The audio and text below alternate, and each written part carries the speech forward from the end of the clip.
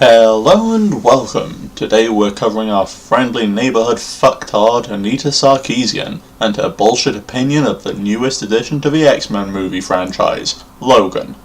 Now, I've seen a lot of people say a lot of things about this film, but this dumb cunt takes first prize in the retard contest. Let's see what she's got for us today. A clip from the film Shane is shown in the film where Shane tells Joey, there's no living with a killing. There's no going back from it, right or wrong, it's a brand that sticks. There's no going back. By citing it, James Mangold's Logan clearly hopes to suggest that it too is challenging traditional notions of violence and masculinity. Actually, that's not the case. In its most fundamental form, the quote is cited because the Western is being played in the background, during the hotel room scene. This movie was supposed to be masculine, and troubling, and gritty and dark. That was its purpose. Sarkeesian states that Logan is supposedly challenging notions of violence and masculinity by saying that there's no living with a killing and that it brands you. How that relates to gender is anyone's guess, but it always seems to with this bitch. The message is quite clearly that your actions shape who you are, and the more violent ones leave scars. She claims that the way violence is choreographed is at odds with the message that violence leaves mental scars, as if a realistic representation of the damage Wolverine does would somehow lessen the emotional scars. I, however, argue that it does the exact opposite. What would there be for Wolverine to feel regret for if his enemies could just get up and shake it off with only a couple of minor bruises? Ramping up the violence of this installment highlights how much Logan's actions affect him, while also offering a more entertaining film for those who prefer the grittier and more realistic depiction of the character. She condemns the violence in Laura's fight scenes while commending showing a strong female character. X-23 was of course bred for fighting and is running from people who tortured and dehumanized her and her fellow New Mutants. Her violence and inability to understand people in regular society is a reflection of the life she has led up to this point, with no contact with the outside world. Her actions not only reflect on her own character, but also on the evil of those that experimented on her, and elicit sympathy and a desire to protect from the audience no matter how much she shows she doesn't need the protection. The film is ultimately much better off for the portrayal of violence in this film, as it shows us the most human sides of both Logan and Laura. And believe it or not, that's the point. The way I see it, Logan is scarred by the awful acts of violence he's committed, and is constantly being reminded, either by nightmares, people linked to his past, or, in the case of the Western, background noise. There's a heavy emphasis on the harrowing after effects that killing will leave, and that information is passed on to Laura to prevent her from becoming an emotionless murderer. So no, Anita, I don't feel that any elements of the film are contradictory. So, Laura is violent, closed off, aggressive, and ill-mannered. Huh.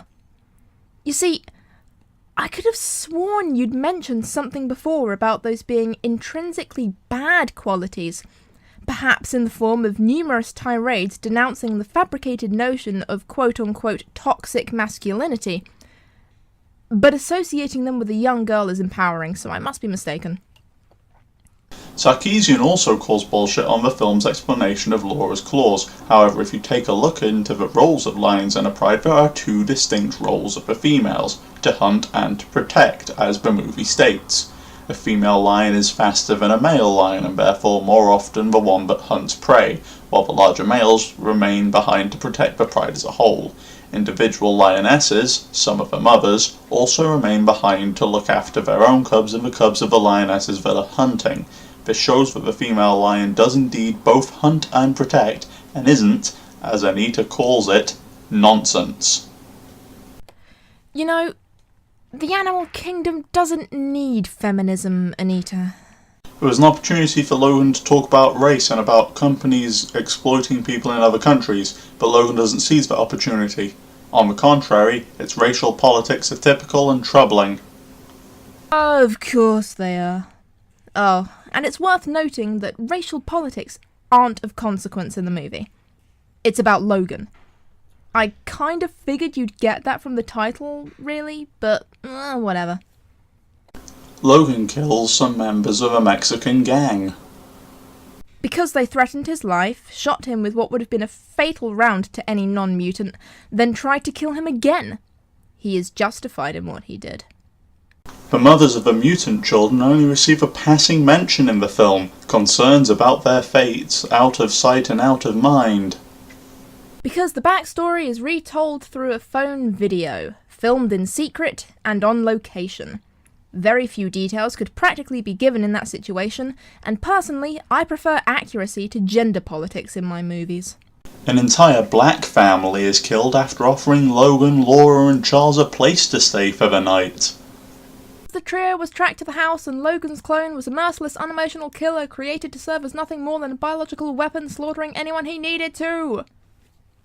People of colour are introduced just to die, sacrificed to represent the inescapability of the violence that Logan has cultivated as a way of life. Because coloured people don't ever die, guys. Only white people die. It's a fact. She claims that Logan missed an opportunity to show companies exploiting people of other countries. However, she doesn't seem to realise that this isn't one of her political propaganda pieces. Rather, it's a story of an old and tired man protecting a young girl who has been exploited by and is being chased by this corporation. To spend time on showing how evil the man is would be to detract from the character development and human story of this film, and ultimately would have done nothing more than repeat the same anti-capitalist mantra that has been played to death in other films of recent times. She claims that the racial politics are typical and troubling, complaining that the gang trying to jack Jackman's ride at the beginning of the film are Mexicans. Never mind that it's set at the Mexican fucking border, it's just darn outrageous that anyone other than a white man is a criminal.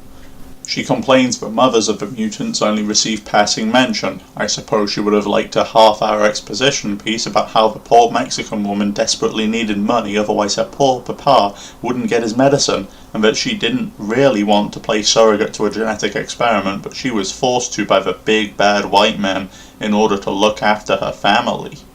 She similarly complains that the nurse is murdered, which, of course, in the film serves to show the ruthlessness of the villains and to force Laura into Logan's hands.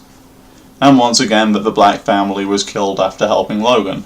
I assume she had no problem with the poor old couple that bit the dust in Origins in much the same way and much for the same reasons as the black family in this film, because of course that doesn't play into her everything is racist beliefs.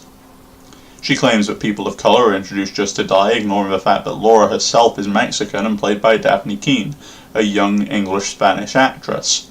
She also ignores the fact that the bunch of racist white people who harass the black family meet a similarly grisly end, which surely showcases a complete lack of racism considering that the only two people to make it out of the bloodbath are Logan and Laura.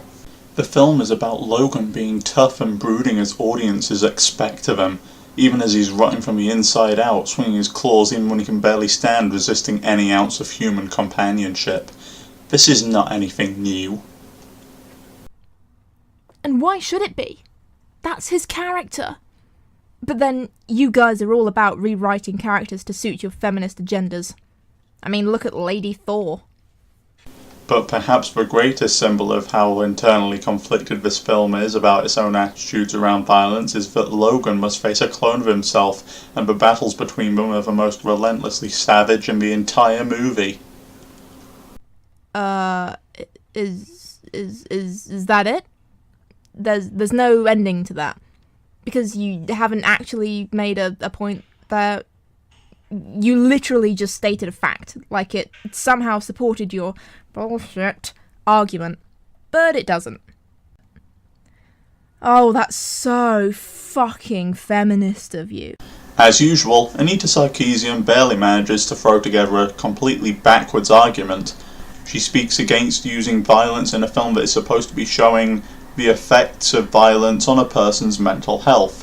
She's completely unable to keep this narrative throughout though, praising Laura's fighting for it showing a strong female, whilst also damning it for showing a violent child, and intermittently interrupting herself to go off at a nonsensical race tangent, claiming that they should have entirely changed the tone of the film to allow the black family to survive, and have the street gang in Mexico be completely white, so that Logan didn't have to kill any Mexicans, which, I don't know, kinda sounds like she's the one discriminating to me. And at the end of all of her assplaining, she has the audacity to put in a donation box, claiming that this work is in need of funding. The minimum suggested amount to donate is $25, which seems a bit much for someone doing the same amount of work as a teenage girl on Tumblr.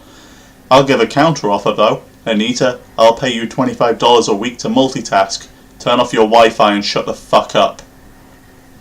Well, that's all we've got this time, so hope you enjoyed and we'll see you next time.